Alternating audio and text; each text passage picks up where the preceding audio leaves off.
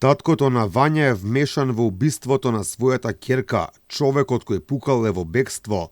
Тројца се во притвор. Ова ни го соопштија заедно МВР и обвинителството. Според она што денеска ни го открија Спасовски, шефот на Скопското обвинителство Гаврил Бубевски, девојчето било убиено од страв, бидејќи веќе започнала истрагата за нејзиното исчезнување. Главен организатор и извршител кој со пиштол на 27.11. според досегашните утврдени докази, некаде околу 10 часот ја усмртил малолетничката,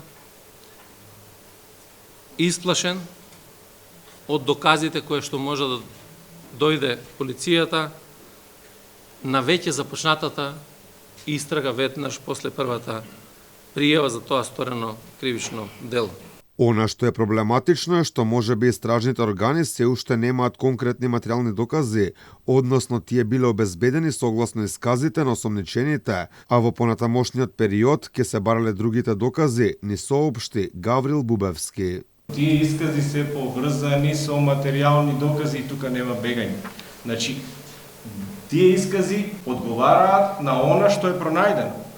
Така да штом имаш ти материјален доказ и штом тој исказ веќе даден предјавен обвинител во присуство на бранител со сите стандарди, се поврзува со сите материјални докази кои што ги имаме веќе обезбедено, од ова бегање нема.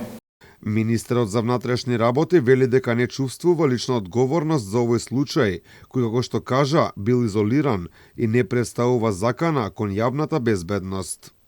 Како може да биде безбедни после овоga? Како да искушиме од дома и да знаеме и да бидеме сигурни дека нема никој да не грабне да не убие? Прво, морам да кажам дека вакви конструкции кои што се пласираат во јавност, дека било грабнато во парк и однесено некаде на друго место, воопшто не соодветствуваат со вистината. Сакам да кажам, ова е изолиран случај, инцидентен случај.